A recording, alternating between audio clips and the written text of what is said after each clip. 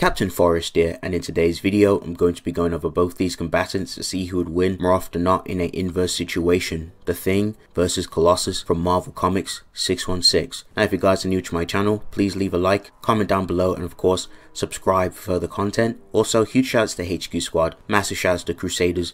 They are a huge help in my videos, so huge shout out to the team. Now I'm going to go ahead and talk about The Thing, then afterwards I will talk about Colossus, and then I will go ahead and chop it up near the end and give my final thoughts on who I think wins more often than not in an inverse situation. So let's start off with The Thing. Easily, The Thing has some pretty good impressive feats. I think The Thing has a lot of underrated feats. He's actually pretty powerful, but I'm going to go over some stuff anyway. So The Thing has fought against Namor on land and has damaged him. Namor himself has fought against the likes of a suppressed Hulk, Thor and Hercules, and has made them exert a little bit more power in their fights against Namor, regardless when he's in land or in water. So that's pretty good. Even when Namor is in his element, The Thing has shown to take attacks from a wet Namor.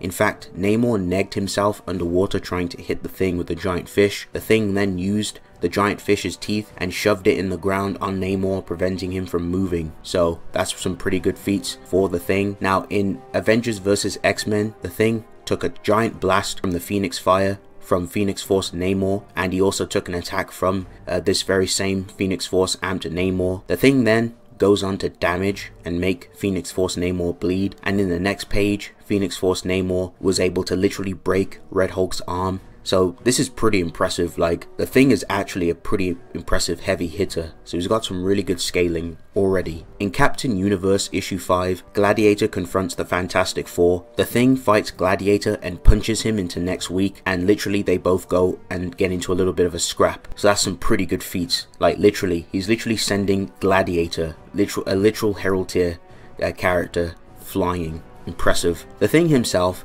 actually has gone up against the likes of Hulk before on a good number of occasions. He's fought against Savage Hulk and Green Scar Hulk. In fact, there is a spectacular feat for The Thing, and that was when he fought against a mind-controlled Immortal Hulk. The Thing was taking a beating from this mind-controlled Immortal Hulk, and due to a special trait that The Thing has when it comes to tough situations, The Thing has shown to have incredible resolve, and it gives him the power, and it also took everything, like literal every fiber in his being, to one-shot this very same mind-controlled Immortal Hulk. Very impressive. Speaking of The Thing's resolve amp, Dr. Doom himself talks about it.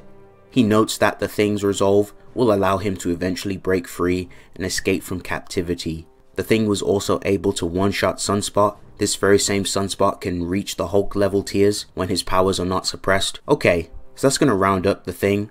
I'm going to go ahead and move on to the Russian himself, Colossus. In World War Hulk, X-Men, issue 2, all the X-Men do battle against Green Scar Hulk. Colossus in particular demonstrates he's able to damage this suppressed Green Scar Hulk. An interesting statement comes from Hulk, as he notes that Colossus would have been a decent opponent for Hulk in the past, mainly referring to his Savage Hulk state. In fact, we see Colossus physically damage Savage Hulk on another occasion. Colossus was able to intercept a punch from She-Hulk and casually threw her aside, and Colossus was able to knock out Wendigo, and Wendigo has power enough to rival that of the Hulk. In fact, Wendigo faced against She-Hulk and was able to rip her stomach open pretty clean. Now, Colossus's organic steel state comes with additional benefits. It grants super strength, durability. It gives him self-sustenance, as he does not require the need to eat or breathe, and it grants him more stamina in this form. Colossus has impressive endurance and durability feats, such as taking a punch from an amped Juggernaut. Colossus has taken blows from Gladiator back in the classic days, and Colossus has also endured a punch from an amped Asgardian Juggernaut. Pretty impressive. Lastly, believe it or not, Colossus is pretty skilled in combat. He was trained by Wolverine and Storm, and he's shown to implement skill in combat, especially against the Hulk. So that's going to round up both these combatants. I'm going to go ahead and give my thoughts on who I think wins more often than not in an inverse situation. So in order to determine who would win more often than not in an inverse situation, I must go over some things. Now, The Thing and Colossus, when you look at their feats at first glance, at the surface level, they have some pretty interesting feats, very similar in a way, both like Hulk level feats, obviously downscaling more so from Hulk. They don't really scale to Hulk fully, not to that degree like Hulk would. If Hulk really wanted to, if he stopped suppressing himself, he'd just one-shot them both. However, they have some pretty interesting feats of their own, pretty comparable as I mentioned. However, when I look more into the Thing's feats and compare them to Colossus, I think that the Thing has better feats in terms of AP than Colossus. I don't think they're necessarily equal, especially against like the fights with like Phoenix Force Namor. Literally the Thing was able to make Namor bleed, and after that Namor, he literally broke it. So it like broke it out of his, like, you could literally see the bone like just rip out of his skin.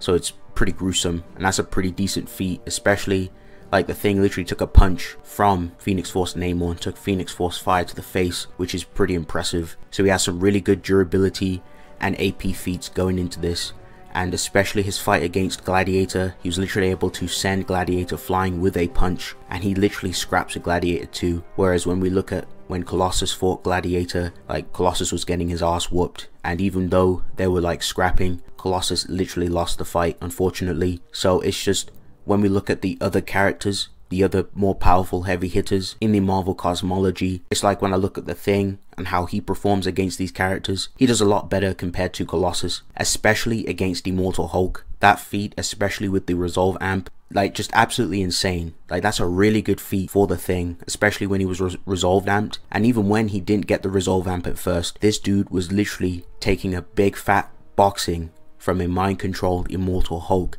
Absolutely insane. And once he got that Resolve Amp, once he had enough, and he literally pushed himself to his very limits, he was able to one-shot this Immortal Hulk. I think that feat is just far more impressive than whatever Colossus has shown, unfortunately. So ultimately, if it came down to a fisticuffs, and it came down to scrapping, you know, trying to grapple each other, push each other around, I think the Thing would ultimately take victory.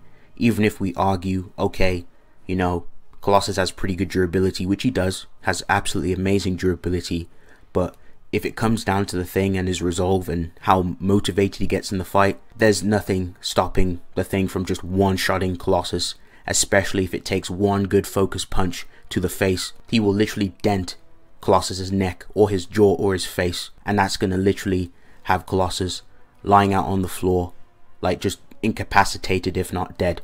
So more often than not, I have to give victory to the Thing. Just has better feats, performs better in comparison to Colossus, and especially with the Resolve Amp, which is kind of like Spider-Man's thing, like the whole willpower. Like the Thing inherits that too. He has his own Resolve Amp, and that is gonna literally help him in battle. And even if I was to say they were both relative, let's say we stay with low-end feats and say they're comparable, the Resolve Amp alone will be enough. It'd be like a high diff if that was the case and that was the scenario. But more often than not, I have to give victory to the Thing. Moderate difficulty, you know, sticking in character. I'm not gonna say the Thing's just gonna come in and just one shot Colossus. That's not what I see what's happening in an inverse situation. It's not in character for the Thing to just get his willpower up and just one shot people. It's gonna be competitive. So I think with moderate, if not high difficulty, I have to give victory to the Thing. But thank you guys for watching. Let me hear your thoughts in the comment section. Comment down below, subscribe, and of course, make sure you leave a like. But yes, it's been real. I'll see you guys in the next one. Peace.